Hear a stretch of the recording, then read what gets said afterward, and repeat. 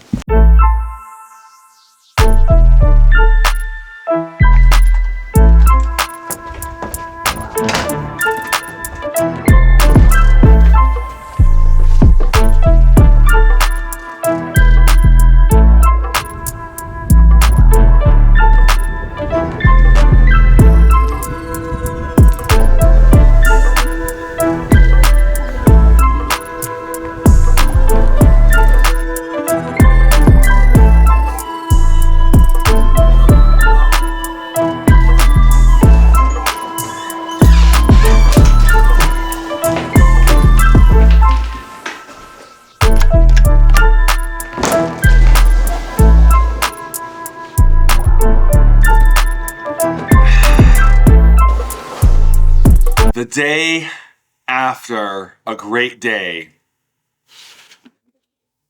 many times is not a great day. All right, let's talk about something that is maybe not.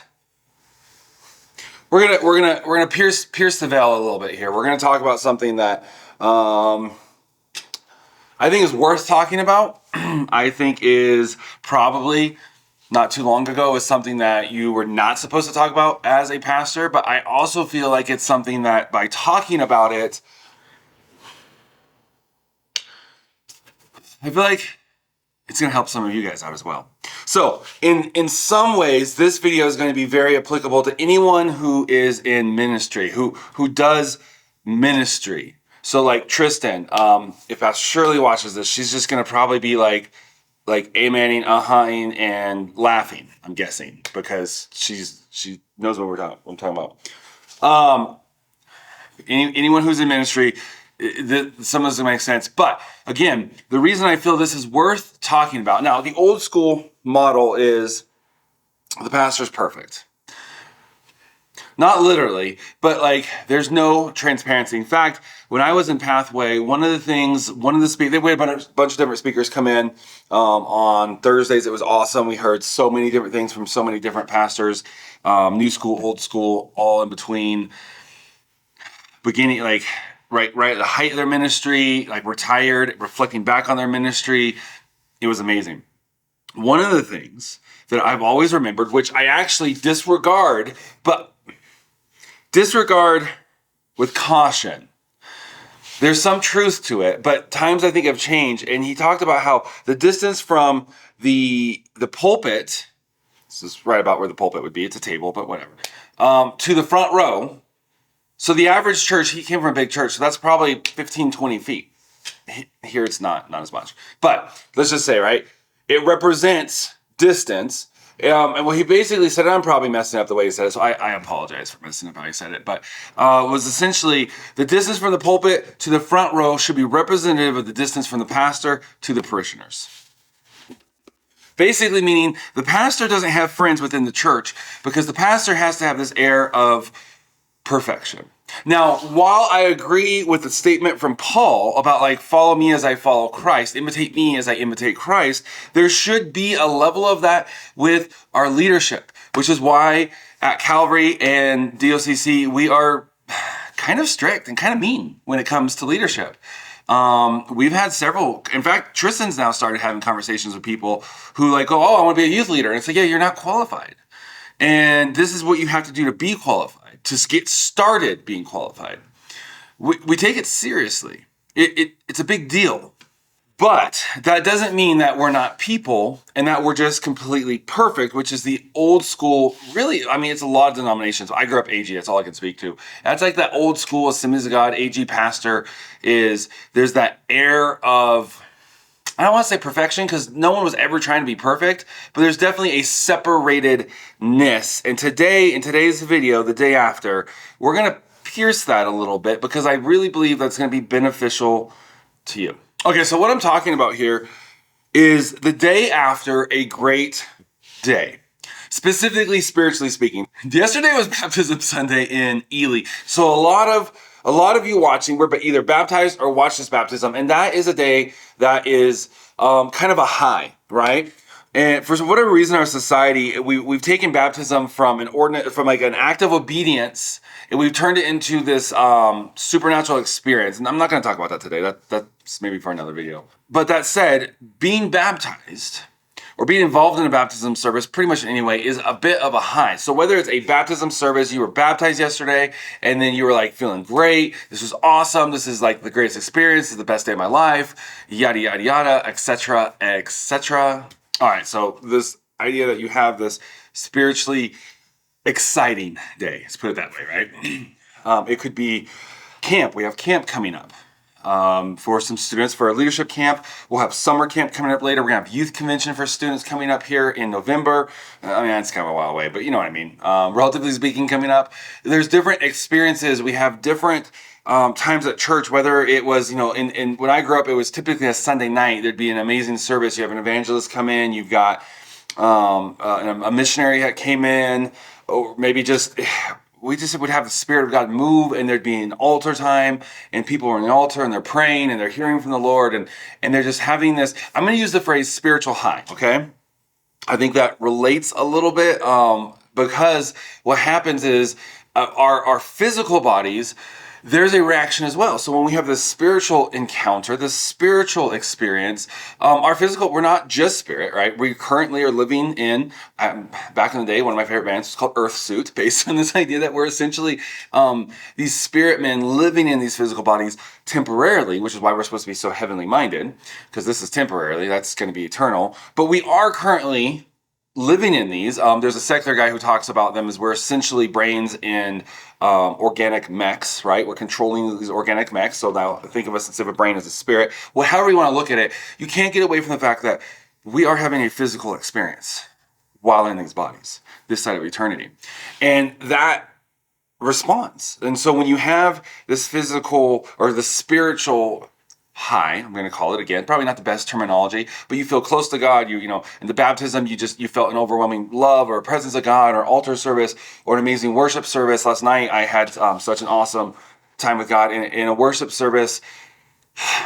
Whatever it is, our bodies still respond to that. So I don't know the exact, I don't know if maybe someone's done science on this, but I'm assuming adrenaline spiked, different things, probably cortisol, different things in our bodies. And so then there's a propensity to then crash. Thus, the video is called The Day After. So this idea that you have this great spiritual experience, you feel closer to God than ever, you're having this amazing time, and then the next day you wake up, and it's almost, again, I don't want to use overly worldly terminology, but I think best to put in perspective to help some of you is it's almost like a hangover the next day. You wake up, and you're kind of like, am I even still saved? Yesterday was so awesome, this experience, I thought I was going to feel like that forever, and now things are back to normal. I don't even know if I feel like a Christian. Okay, so pastors go through the same thing. So for me, yesterday was it was a pretty long day. So we had the baptism service. So we're away from the church. We're at the aquatic center. Lots of things going on. I'm definitely wearing more of a manager hat than normal, of like, okay, we got to take our shoes off if we're going there. Let's make sure that's being taken care of. And then, okay, we got to come in here. Let's try to keep food away from the pool. Let's do this. Hey, we only have this one bathroom because the other ones are the locker rooms are being remodeled. So, hey, go ahead and get changed now. Like all these different things. Like, okay, when we leave out here, we're going to have to switch this over. All these different things to consider. So yeah, you have this great day. Lots of energy is expended. You feel amazing. You feel awesome. And you wake up the next day and what happened? And I think that sometimes the enemy will take advantage of this. He doesn't cause this. This is a part of being human. But I think he'll take advantage of it because you have this amazing Sunday and you wake up the next day and you feel discouraged and he starts just ticking away. Tick, tick, tick, tick, tick. Every second of the day, right? It's just this tick, tick, tick, tick. Just trying to wear you down. Because he knows he has this awesome opportunity with a limited timer on it. So he's just boom, boom, boom, boom, boom, boom, trying to wear you down, because if he can get you discouraged enough, in that week, maybe he can get you to not go to church the next week because you're just not feeling it. And if he can get you not to go to church 1 week, it's super easy to get you to not go the second week. And if he can get you not to go for 2 weeks, it's pretty easy to then go to 3 weeks. And once he can get you to not go for 3 weeks, you're basically in your mind and your experience and how we perceive time, most of us as humans. I'm sure, when you're younger and you're older, I know this expands and contracts based on your age. But if he can get you not to go for 3 weeks, it'd be hard to convince you to not go for a month. But if he can get you to not go for 1 week, and then 2 weeks, right? You can daisy chain these, add on them. And then by the time you can not go for the third week, from your human experience you're having, and the way you perceive time, you basically don't go to church anymore. So then now it's not a question of, I'm a person who goes to church. Should I go to church today? It's now a question of, do I go back to church? I haven't been in a while. There's probably new people. Things are probably different. Like, pastor's probably mad at me. People probably forgot. No one cares. No one's reached out to me. There's all these different things. So now all of a sudden, if we're not careful, he can take this awesome experience and it can turn it into the last time you went to church in 6 months. And then all this time goes by. So you take what is supposed to be like you were getting closer to God. It was a spiritual high, again, for lack of the better phrase. And then all of a sudden it led to a wilderness time. So we need to be, I think, on guard for that. So all of you who got baptized last night, and anytime you have that kind of experience, I want to caution you to be on guard. There's a good chance that some of you, or a lot of you, are not going to feel like going to church this next Sunday. I want to caution or encourage you to do it anyways.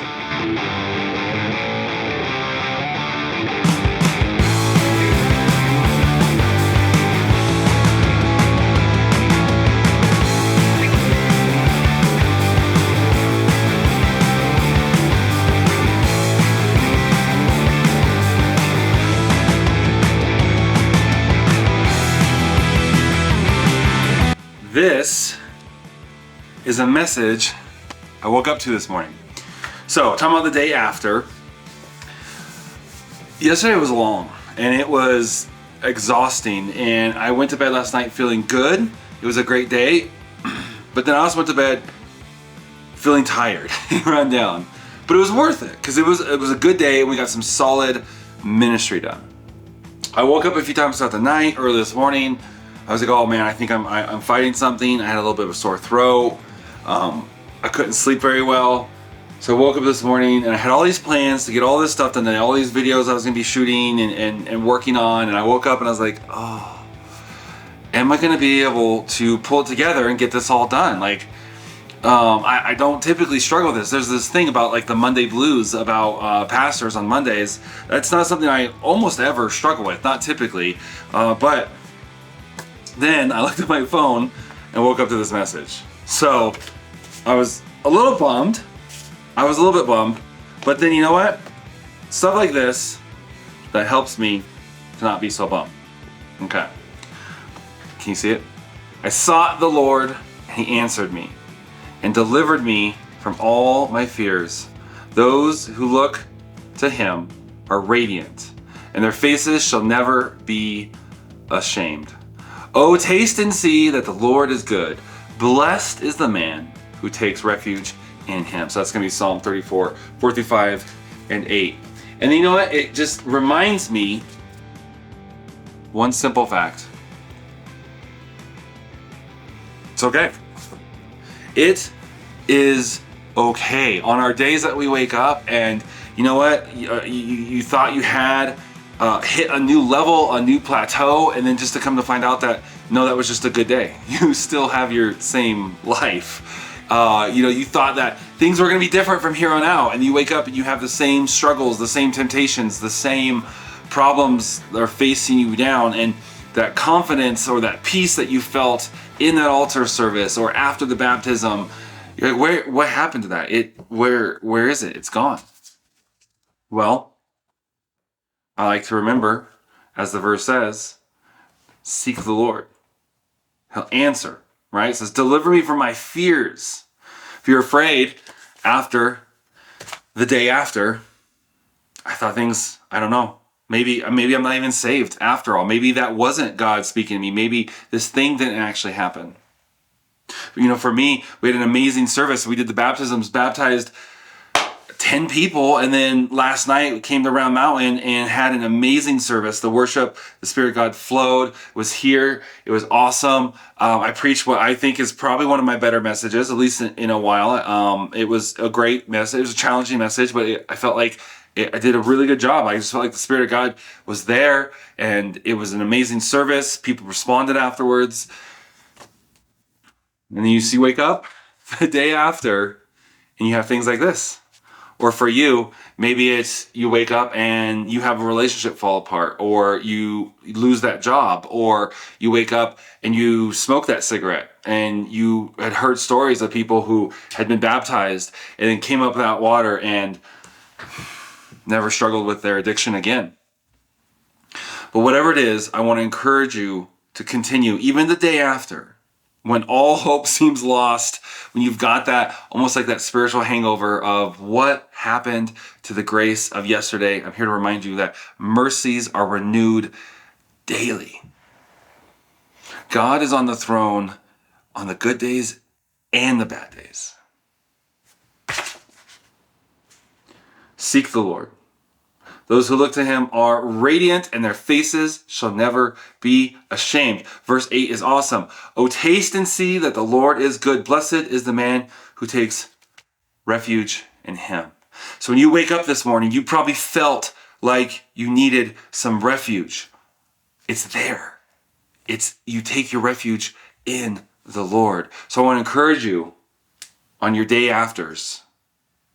Don't be discouraged. Don't be disheartened. Don't let it be the thing that causes you to stumble backwards or to stall out. Let that be your time to then take refuge in the Lord. Well, Pastor Jared, what does taking refuge look like? That means you get into the Word. That means you spend the day reading your Bible. That means you spend the day in prayer. That means you spend the day fulfilling those same plans that you had. You're not going to let the enemy make you take a day off because you're just not feeling it today.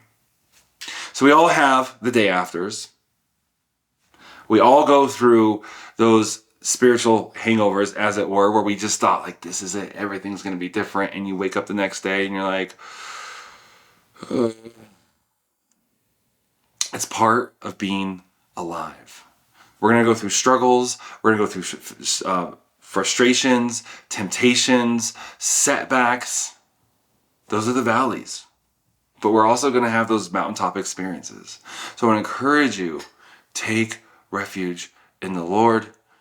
The only other option is to become disheartened, and fall away. You want to run your race well to the end. You don't want to sprint for a while and then fall off because you began to be discouraged. Run the race well, Christian. Run it well so one day you can hear, well done, good and faithful servant.